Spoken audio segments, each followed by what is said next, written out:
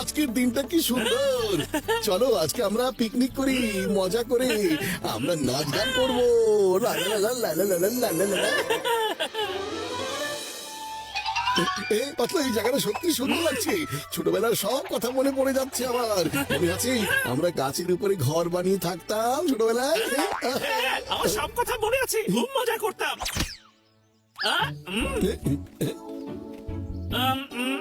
ওই যে ওইটা আমাদের 10 নম্বর ট্রি হাউস, কিন্তু এখন আমাদের এখানে অপেক্ষা করতে হবে। ম্যানেজার সাহেব বলেছিলেন উনি নাকি কি একটা ঘোষণা দিবেন।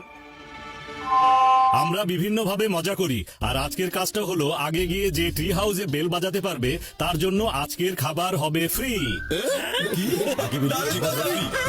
রেডি সবাই? 1 2